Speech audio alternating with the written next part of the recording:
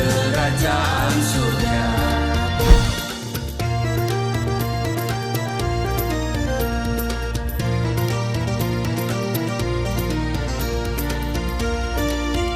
Shalom Bapak Ibu, sahabat Galilea dan seluruh pendukung channel Galilea Network ini. Apa kabar hari ini? Senang saya bisa menjumpai Bapak Ibu di mana saja. Apakah di rumah, apakah di tempat kerja, apakah di jalan, dalam mobil ya. Dan saya sangat bersuka cita kalau saya bisa memberikan semangat ya melalui firman Tuhan kepada Bapak Ibu, dan kiranya firman Tuhan yang saya sampaikan setiap hari ya mulai Senin sampai Sabtu jam 4.30 waktu Indonesia bagian Barat kiranya selalu bermanfaat dan selalu dirindukan, karena ada masanya kita lapar haus akan firman Tuhan tapi kita tidak menemukan apa-apa. Kita bersyukur kita masih bisa mendengarkan firman Tuhan, ya kan? Masih dengan leluasa, bebas, ya free lagi, ya kan? Ya kecuali bayar internet, ya, haleluya. Tidak ada yang gratis Pak Pendeta, ya. Kita juga dengar ini juga kita mesti punya kuota, ya, haleluya. Oke, baik Bapak Ibu, mari kita siapkan hati kita. Itu yang paling penting ya. Kita mendahulukan Tuhan di hari ini. Saya percaya kita akan diberkati. Sebetulnya berkat Tuhan sudah tersediakan bagi kita. Waktu kita tidur Tuhan sudah siapkan. Tuhan mengenal apa yang kita butuhkan. Dia tahu persis kebutuhan kita hari ini. Amin. Karena itu tetap bersuka cita ya, mengucap syukur. Mari kita berdoa. Dengan penuh kerendahan hati kami datang di hadapan-Mu, kami kuduskan nama-Mu, datanglah kerajaan-Mu, jadilah kehendak-Mu di bumi seperti di surga. Kami datang dengan sukacita, mengucap syukur, berterima kasih buat Tuhan yang luar biasa dalam hidup kami, yang sudah menjaga kami di sepanjang malam dalam istirahat tidur. Tuhan karuniakan tidur yang baik, kami boleh bangun lagi di hari ini dengan kesehatan, kekuatan yang baru. Tuhan, dalam tugas kerja hari ini kami percaya Tuhan tidak membiarkan meninggalkan kami. Sebab itu kami mohon Tuhan berikan kami kekuatan, Tuhan berikan kami kemampuan untuk dapat menyelesaikan semua tugas dan kerja kami di hari ini. Berkati kami saat kami baca, dengar firman-Mu, urapi, buka hati pikiran kami. Dan juga hamba-Mu yang Engkau utus untuk berbicara, urapi secara khusus. Hamba tidak punya apa-apa. Hamba percaya Roh Kudus akan menyingkapkan rahasia kebenaran firman-Mu. Di dalam nama Tuhan Yesus, haleluya, amin. Kita baca di dalam Matius pasal 8 ayat 18, hal mengikut Yesus. Sampai ayatnya yang ke-22, ketika Yesus melihat orang banyak mengelilinginya, ia menyuruh bertolak ke seberang. Lalu datanglah seorang ahli Taurat dan berkata kepadanya, Guru, aku akan mengikut engkau kemana saja engkau pergi. Ayat 20 jawab Yesus. Yesus berkata kepadanya, serigala mempunyai liang dan burung mempunyai sarang, tetapi anak manusia tidak mempunyai tempat untuk meletakkan kepalanya. Ayat 21, seorang lain yaitu salah seorang muridnya berkata kepadanya, Tuhan, izinkanlah aku pergi dahulu menguburkan ayahku. Ayat 22, tetapi Yesus berkata kepadanya, ikutlah aku dan biarlah orang-orang mati menguburkan orang-orang mati mereka. Saudara, kalau kita cermati dengan saksama motivasi-motivasi orang yang mengikut Yesus, kita akan menemukan motivasi yang berbeda-beda. Ada orang yang mengikut Yesus karena ingin disembuhkan. Ya kan? Itu orang yang mengikut Yesus karena mujizat. Mau melihat mujizat, mau mengalami mujizat, sudah mendengarkan kesaksian tentang mujizat. Jadi dia ini ingin ikut Yesus karena ingin disembuhkan dari penyakit. Ada juga yang mendambakan kesembuhan bagi anggota keluarganya. Jadi tadi secara pribadi, ya sekarang keluarganya ada yang mau ikut Yesus supaya ya keluarganya disembuhkan, ya kan? Orang lain mengikut Yesus supaya mereka mendapatkan makanan, itu alasan perut. Ya. Jadi ada alasan perut, ya kan? Ada alasan mujizat, ingin mendapatkan kesembuhan, ingin mengalami kesembuhan, ya kan? Baik secara pribadi bagi dirinya maupun juga keluarganya. Ada yang pingin mendapatkan makanan, nah ini alasan perut. Tapi juga kadang-kadang ada orang yang mengikut Yesus karena alasan di bawah perut, ya kan? Nah, saudara, dalam bacaan Injil hari ini yang kita baca di Matius pasal 8, 18 sampai 22, ada seorang ahli Taurat yang akan mengikuti Yesus. Katanya kepadanya, "Guru, aku akan mengikuti engkau kemana saja engkau pergi." Tetapi jawaban yang diberikan Yesus kepadanya terasa aneh, begitu ya.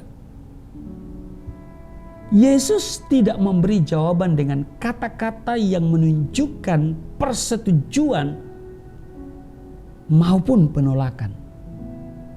Ia berkata begini, "Serigala mempunyai liang dan burung mempunyai sarang, tetapi anak manusia tidak mempunyai tempat untuk meletakkan kepalanya."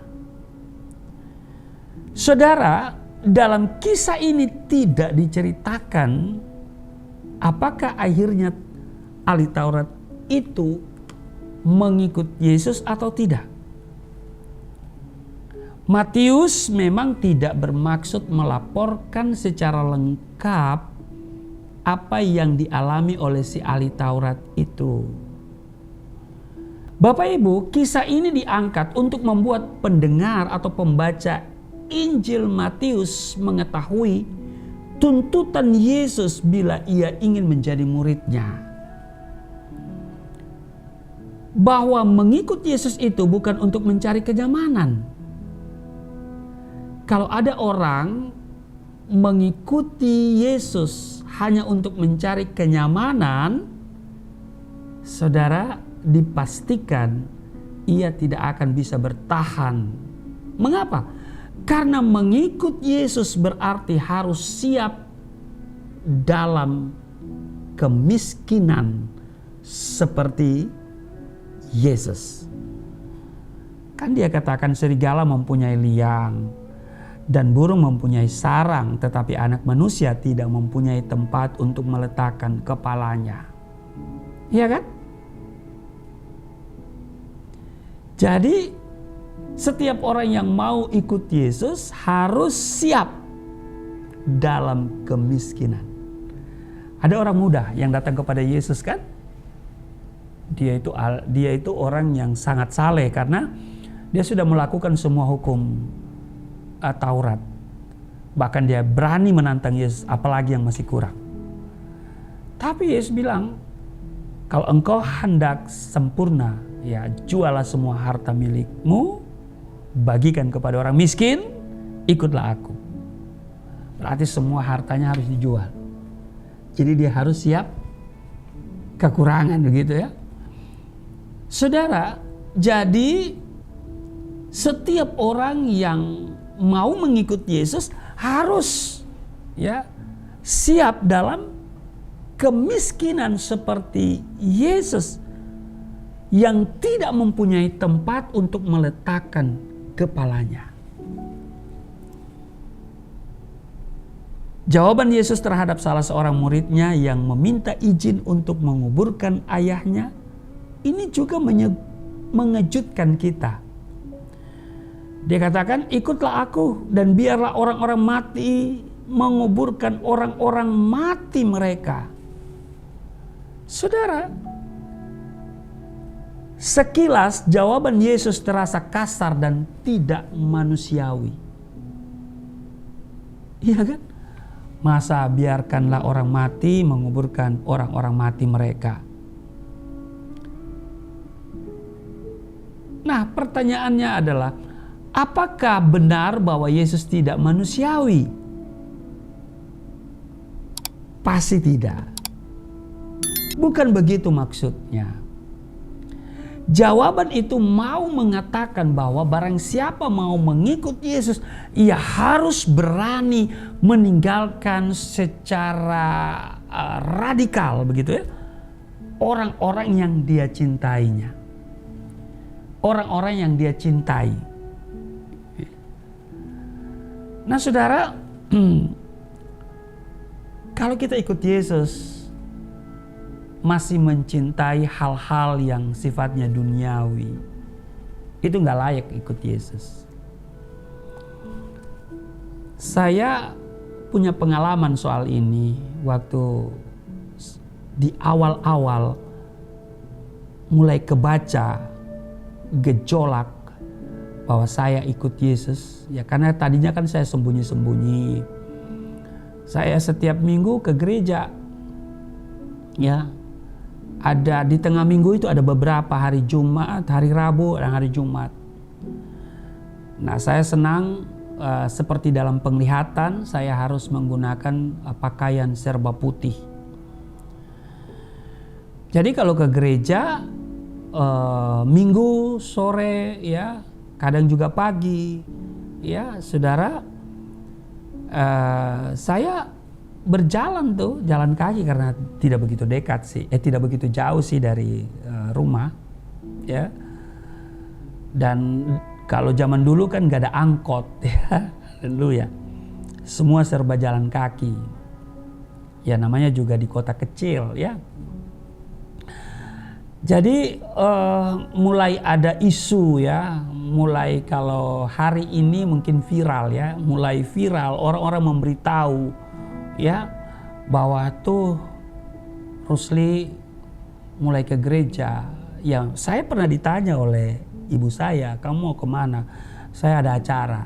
Nah, tapi ibu saya itu curiga dan dia berkata begini, kok kamu belakangan ini banyak acara, ya? Haleluya. Nah, saudara, sudah santer ini, ya, di masyarakat bahwa saya ke gereja, saya ke persekutuan, tapi orang tua saya masih seolah-olah nggak mau tahu, begitu ya. Pokoknya nggak mau tahu, seolah-olah nggak pernah seperti yang disampaikan oleh masyarakat itu. Karena ayah saya tahu persis, ya, bagaimana saya dalam komitmen dengan kepercayaan yang lama itu. Nah, waktu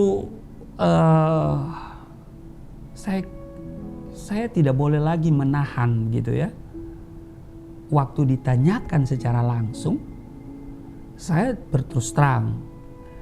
Saya katakan bahwa saya memang dulu cinta kalian, sayang pada kalian semua. Tapi maaf, kali ini saya lebih sayang kepada Tuhan Yesus. Saya sudah jatuh cinta sama Tuhan Yesus. Waduh. Mendengar hal itu, saudara, pecah tangis, ada yang marah, pokoknya udah suasana gak karu-karuan lagi. Saya tetap ngotot, saya siap mati, dibunuh, dibuang, jangankan dibuang, dibunuh sekalipun. Saya sudah cinta pada Yesus. Saudara, jadi kalau kita ikut Yesus, kita harus secara radikal, begitu ya, untuk berani meninggalkan segala hal yang kita kasihi secara duniawi, begitu ya. Nah, Jadi tidak ada hal lain yang kita cintai selain Yesus, sehingga hobi kita tidak lagi kita anggap sebagai hobi, ya. Hobi kita berubah menjadi firman Tuhan, persekutuan, baca Alkitab, begitu saudara ya. Nah di bagian lain Tuhan Yesus mengatakan begini di Matius pasal 10 ayat 37. Barang siapa mengasihi bapa atau ibunya lebih daripadaku, ia tidak akan layak bagiku. Dan barang siapa mengasihi anaknya laki-laki atau perempuan lebih daripadaku, ia tidak layak bagiku. Saudara, mengikuti Yesus menuntut keseriusan atau sering dikatakan menuntut keradikalan, ya dalam tanda kutip ya. Sekarang saya mau bertanya kepada Bapak Ibu, apa motivasimu mengikut Yesus? Ingin mendapatkan keuntungan secara pribadi kah? Ingin hidup tanpa masalah kah? Ingin hidup sukses dan nyaman kah? Atau karena saudara yakin, ya, sudah yakin seyakin-yakinnya bahwa Yesus adalah sungguh-sungguh Tuhan dan Juru Selamatmu. Saudara, saya sudah nyatakan sikap saya di hadapan Majelis Hakim Pengadilan Negeri Poso tahun 93 pada saat saya diproses secara hukum, ya, dengan pasal 156A KUHP penistaan agama karena kesaksian saya. Saya dituntut 4 tahun. Ya, saya nyatakan sikap saya pada pidato pembelaan bahwa Yesus Tuhan dan Juru Selamat. Di luar Yesus tidak ada jaminan keselamatan. Putus tali tempat bergantung, hancur bumi tempat berpijak. Keputusanku satu, mengikut Yesus untuk selama-lamanya. Putusannya 4 tahun 6 bulan, saudara. Jadi 6 bulan lebih berat dari tuntutan jaksa penuntut umum. Saya katakan haleluya. Nah saudara, ikut Yesus itu jangan kita supaya nyaman, ya. Jangan saudara ikut Yesus supaya hidupmu nyaman, ya. Justru kalau kita ikut Yesus lalu kita nyaman-nyaman saja, kita perlu tanya, kita ikut Yesus apa ikut siapa ya? Haleluya. Nah, jadi sekali lagi, apakah saudara sudah yakin bahwa Yesus adalah sungguh-sungguh Tuhan dan Juru Selamat? Ya. Firman Tuhan hari ini mengundang kita semua untuk melihat motivasi kita dalam mengikut Yesus.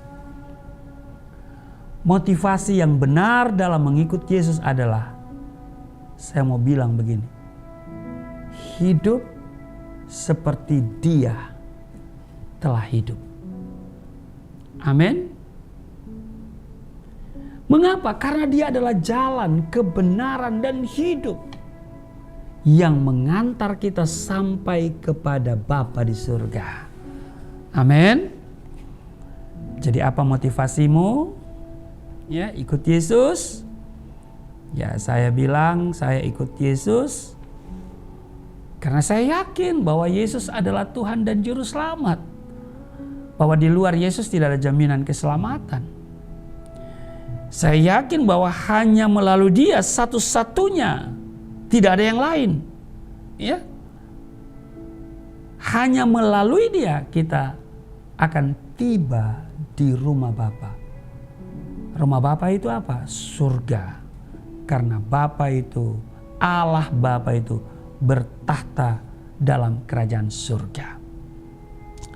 Karena itu walaupun saya dipenjara, saya dipukul babak belur, saya diintimidasi, saya dibully, ya saudara, mau saya hidup miskin, ya mau saya jadi gelandangan waktu itu, ya saya tetap cinta Yesus.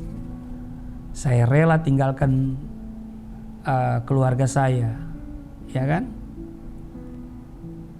Bahkan mereka telah membuang saya, telah menjatuhkan, menarik perlindungan begitu ya, dan mengatakan kalau ketemu saya silakan mau diapain, bebas, mau dipukul, mau dibunuh, terserah. Iya. Tapi Tuhan selalu pelihara saya, jaga saya secara baik. Ya. Mari saudara, kita luruskan motivasi kita untuk ikut Yesus, ya. Menyangkal diri pikul salib. Tuhan Yesus memberkati, mari kita berdoa. Terima kasih Tuhan, hari ini kami kembali diingatkan supaya kami meluruskan motivasi ikut Engkau. Biarlah masing-masing kami bisa mengevaluasi diri kami, apa yang menyebabkan kami ikut Engkau. Kalau ada motivasi yang salah, kami minta pengampunan dari Tuhan. Dan kami percaya Tuhan sudah ampuni kami. Karena itu mulai hari ini dan seterusnya kami benar-benar ikut Engkau. Karena kami yakin Engkau adalah Tuhan dan Juru Selamat. Dan karena itu kami membutuhkan Tuhan dalam hidup ini. Hamba tidak butuh nabi, hamba tidak butuh rasul. Hamba butuh Juru Selamat. Sebab nabi dan rasul boleh banyak, agama boleh bertambah, tetapi Juru Selamat hanya satu. Nabi dan Rasul hari ini punya gelar yang sama, yaitu almarhum. Tapi Yesus hidup, dan karena Yesus hidup, ada hari esok, ada pengharapan bagi kami. Terpujilah Engkau, berkati seluruh sahabat Galilea, perlindungan Tuhan sempurna atas kami di hari ini. Di dalam nama Tuhan Yesus, haleluya. Amin.